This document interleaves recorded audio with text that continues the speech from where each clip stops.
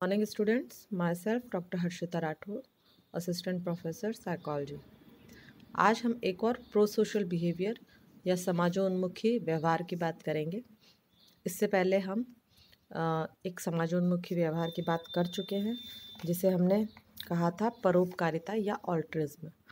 आज हम बात करेंगे एम्पैथी या परानुभूति। आप सबने एक वर्ड सुन रखा होगा, सिंपैथी। सिंपैथी यानी सहानुभूति और परानुभूति यानी एम्पैथी, दूसरे की अनुभूति। सहानुभूति अगर आप इसको तोड़ कर देखें तो सिंपैथी का मतलब होता है किसी भी व्यक्ति को जो अनुभूति हो रही है उसके प्रति आप उसके साथ अनुभूति रखते हैं, उसके साथ आप कुछ इमोशंस रखते हैं, दैट इज़ कॉल्ड सहानुभूति। यानी कि जब आप देखते हैं किसी को परेशान या किसी कारण से वो परेशान है, मानसिक रूप से, शारीरिक रूप से, तो आप में एक दया का जो भाव उत्पन्न होता है दैट इज़ कॉल्ड सहानुभूति। लेकिन परानुभूति जो है वो इससे थोड़ा सा डिफरेंट है। परानुभूति का तात्पर्य होता है कि आप दूसरे की फीलिंग्स को उसी के पर्सपेक्टिव में समझें।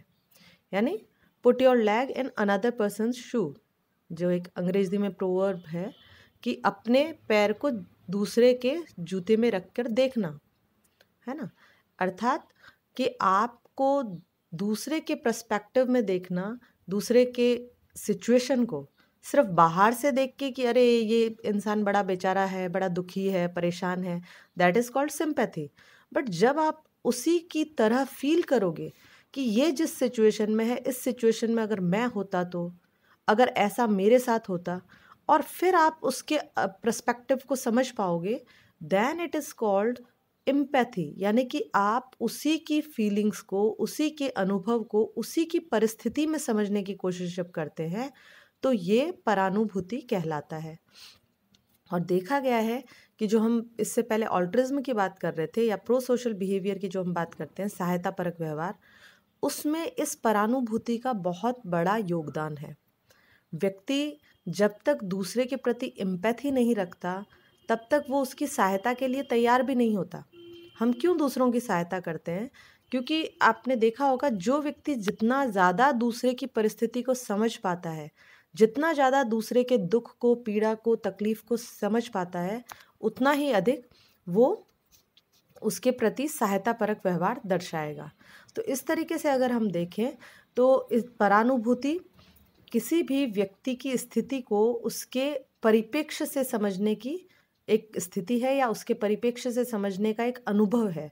Basically it is an experience जो व्यक्ति के साथ सच में होता नहीं है, बट वो दूसरे की परिस्थिति को देखकर स्वयं एक्सपीरियंस करता है कि अगर मैं होता तो कैसा लगता। एक और हिंदी में कहावत है कि वो क्या जाने पीर पराई जाकी न फाटी पैर बवाई, यानी जिसके पैर ना फटे हो वो दूसरे की पीड़ा क्या जाने। तो बेसिकली ये सारे प्रोवर्ब्स इसी एम्पैथी को शो करते हैं कि जब तक आप दूसरे की समस्या को उसके परिप्रेक्ष्य में नहीं समझेंगे तब तक आपको रियलिटी समझ में नहीं आएगी कि अगला कितना तकलीफ़ में है। सहानुभूति में आप सिर्फ बाहर से कह देते हैं अरे बेचारा बड़ा परेशान है, चलो कुछ दे दो इसको। लेकिन आप अगर एम्पैथेटिकली सोचेंगे तो आपको लगेगा कि कुछ देने से क्या होगा। अगर कोई गरीब इंसान है, आप रोड पर देखते हैं, आप उसे 10, 20, 50, 100 रुपये, 200 रुपये भी दे देते हैं। लेकिन अगर आप ये तभी करते हैं जब आप सिंपैथी दर्शाते हैं। लेकिन आप एम्पैथेटिकली सोचेंगे तो एम्पैथेटिकली क्या सोचेंगे कि आज अगर इसको 200 रुपये मिल गए हैं, अभी का तो ये खाना पीना कर लेगा, लेकिन कल क्या होगा? कल अगर किसी ने इसको 200 रुपये नहीं दिए तब? क्या ये ऐसा ही भूख में रहेगा? परसों भी नहीं दिए तो? 3-4 दिन तक नहीं मिले तो ये तो मर जाएगा। तो ऐसे में आप उसके परिप्रेक्ष्य को समझ पा रहे हैं और फिर आप सोचेंगे कि इस व्यक्ति के लिए कुछ न कुछ परमानेंट सोर्स ऑफ इनकम किया जाए, चाहे इसे कुछ छोटी-मोटी नौकरी दिलाई जाए, कुछ काम दिला दिया जाए, कुछ कर दिया जाए इसके लिए कि इसको परमानेंटली कुछ मिलने लग जाए। तो ये जो सिचुएशन है ये परानुभूति से प्रेरित होती है। ये जो सहायता परक व्यवहार है ये परानुभूति से प्रेरित होता है। तो इसी की हम बात करेंगे। हालाँकि ये कहा गया है कि हम जितने भी व्यवहार करते हैं उनमें आनुवंशिकता का योगदान होता है, यानी कि ये जीनोटाइप्स है, जीन में आपके होगा तो ही आप करते हैं। लेकिन देखा गया है कि जीन्स नहीं बल्कि पर्यावरण का भी, आपके सोशल एनवायरनमेंट का भी आप पर इम्पैक्ट पड़ता है। तो हॉफमैन ने इसी को बताते हुए कहा कि जो किसी भी व्यवहार का जो आधार है, बेस है, पृष्ठभूमि है, वो तो आनुवंशिक होती है, यानी कि उसमें जीन्स का रोल ज़्यादा इम्पॉर्टेंट है, लेकिन वो आनुवंशिकी के द्वारा आप में वो आ गया, नेचर में आपके आ गया कि आप किसी की मदद करने की या एम्पैथेटिक हो आप, या आप में एम्पैथी की जन्मजात विशेषता है।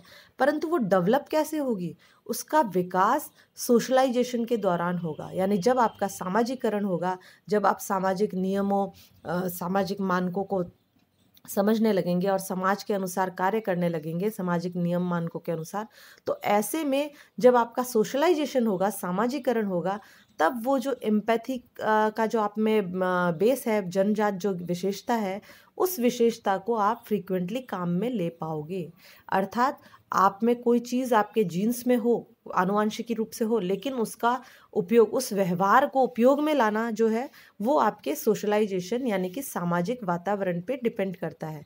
आपको सोशल एनवायरनमेंट कैसा मिला है, आपकी अपब्रिंगिंग कैसी हुई है, उस पे डिपेंड करेगा। तो ये हॉफमैन ने बताया। अब हम बात करते हैं कि परानुभूति जो है वो बेसिकली लोगों की भावनाओं को समझने से संबंधित है, और ये बहुत ही नैसर्गिक, या जिसे हम कहें बहुत ही बेस्ड, जन्मजात प्रक्रिया, एक तरीके से समझ लीजिए, जन्मजात अनुक्रिया या जन्मजात व्यवहार समझ लीजिए, हर व्यक्ति में होता है, हर बच्चे में होता है। ये कोई अलग से सीखा गया व्यवहार नहीं है। आप एक छोटे से बच्चे को भी देखेंगे, कुछ महीनों का बच्चा, 3-4 महीना, यदि 3-4 महीने के बच्चे को यदि उसके सामने उसकी मदर रोने, चीखने, चिल्लाने लगेगी, तो वो बच्चा भी रोने लगेगा। क्यों? क्योंकि इसके पीछे एम्पैथी है। वो अपनी मदर का दुख महसूस कर पा रहा है, उसे भी लग रहा है कि वो वैसा ही फील कर रहा है, और वो भी ज़ोर-ज़ोर से रोने, चीखने, चिल्लाने लगेगा। तो ये चीज़ बताती है कि ये जो फीलिंग है, परानुभूति का जो व्यवहार है, एम्पैथी का जो व्यवहार है, वो जन्मजात होता है। और बेसिकली इसमें वो सारे शारीरिक परिवर्तन आते हैं जो सामने वाले व्यक्ति में हो रहे होते हैं।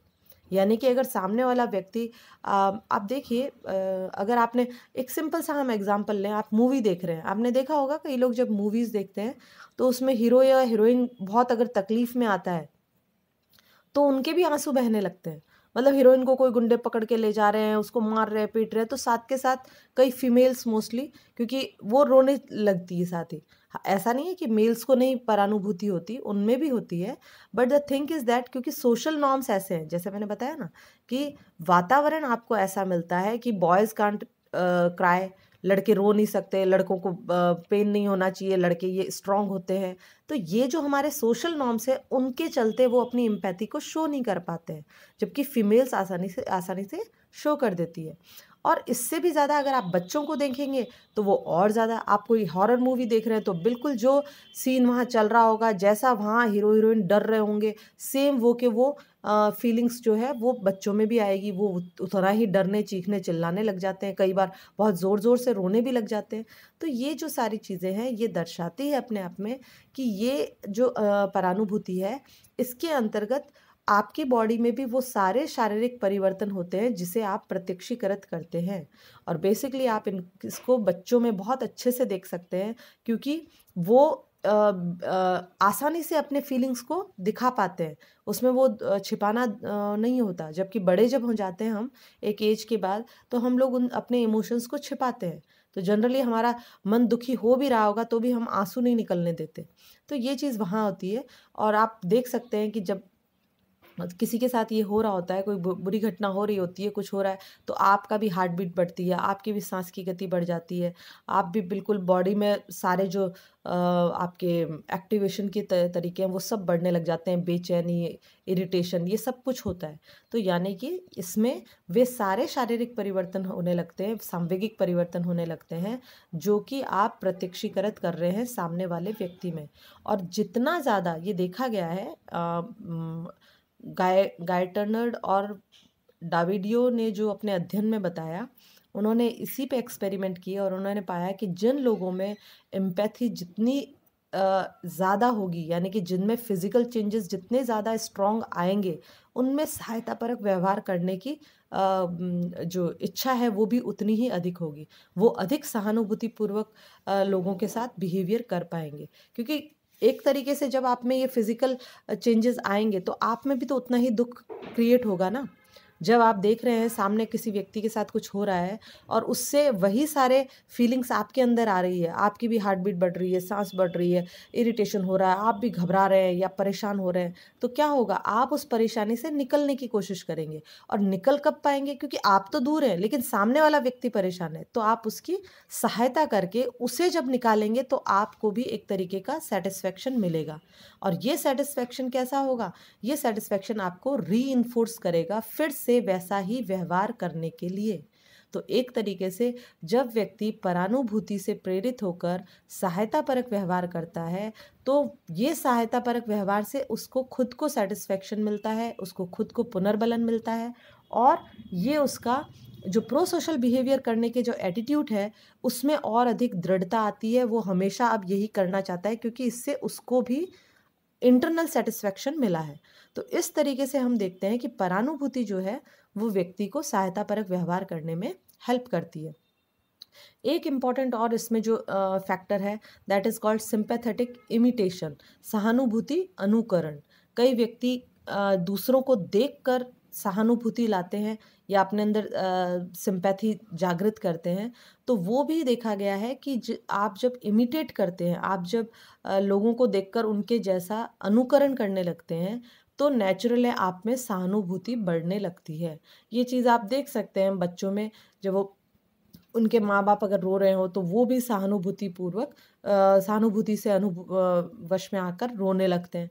तो इससे क्या होता है, इससे और अधिक उनमें सहायतापरक व्यवहार करने की इच्छा जागृत होती है कि किसी भी तरह उस कष्ट से निकाला जाए।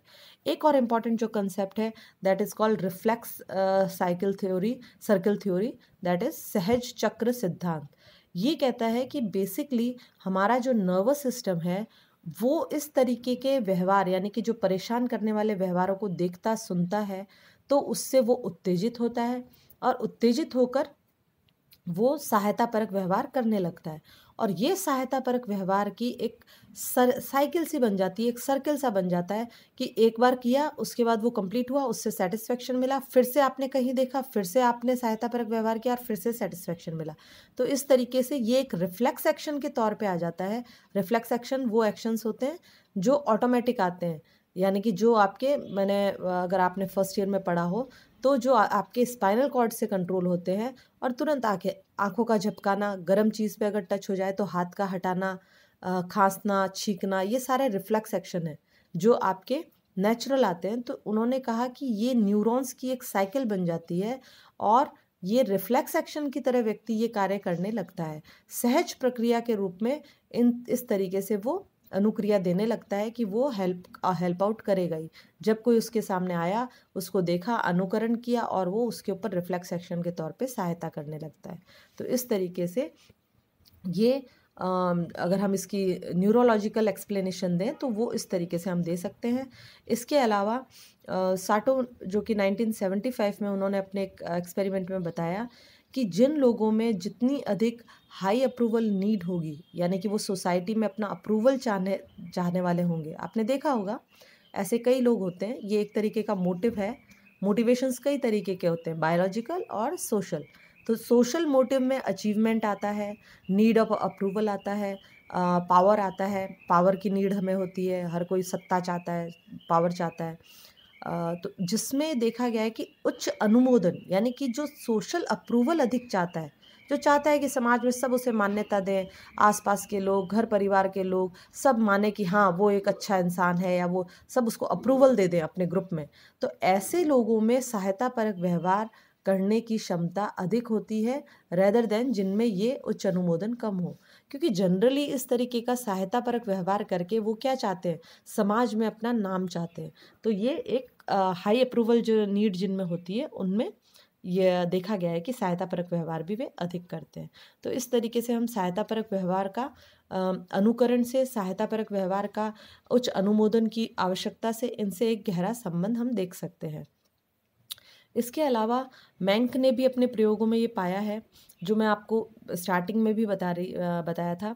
इस पे कई सारे प्रयोग हुए हैं कि जब हम परानुभूतिक व्यक्ति जो होता है, जिसमें परानुभूति या एम्पैथी की ज़्यादा मात्रा होती है, उनमें वो सारे फिज़िकल चेंजेस भी तेज़ी से आते हैं और इंटेंस आते हैं, जो वो सामने वाले व्यक्ति में प्रत्यक्षीकृत करता है। यानी कि अगर सामने वाला व्यक्ति दुखी है, तो जिन लोगों में फिज़िकल चेंजेस यानी कि हार्ट बीट बढ़ना, बीपी बढ़ना, आँख की पुतलियाँ फैलना, बेचैनी होना, ये सारे इमोशंस जितने ज़्यादा आएँगे, उतनी ज़्यादा उसमें एम्पैथी होगी और उतना ही ज़्यादा वो सहायतापरक व्यवहार करने के लिए तत्पर होगा। क्योंकि इन सारे फिज़िकल चेंजेस से परेशानी उसे भी हो रही है, तो वो स्वयं अपनी इस परेशानी से निकलने के लिए सामने वाले व्यक्ति को उस परेशानी से निकालेगा। तो इसके ऊपर इन्होंने बचपन के भी छोटे-छोटे बच्चों के ऊपर भी किया कि उनको रोने, चीखने, चिल्लाने के जब टेप सुनाए, तो बच्चा भी रोने, चीखने, चिल्लाने लग गया। इसी तरीके से उन्होंने देखा कि अगर लोगों को इस तरीके की वीडियो फ़िल्म्स दिखाई जाए जिसमें बहुत मार-धाड़ या कोई व्यक्ति अत्यधिक परेशान हो रहा है, तो वो भी इमोशनली बहुत परेशान दिखाई दिए। तो इस तरीके के जो प्रयोग हैं, उनसे ये पता चलता है कि ये शुरुआत से बच्चे में जन्मजात ये क्षमता होती है एम्पैथी की, लेकिन ये क्षमता का जो विकास है, वो सोशलाइज़ेशन के दौरान होता है, सामाजिकरण के दौरान होता है। धीरे-धीरे वो सीखता है कि किस तरह, किस टाइम पे मुझे लोगों की कैसे सहायता करनी है। तो इस तरीके से ये एक परानुभूति के बारे में आप समझ सकते हैं कि ये क्या चीज़ है।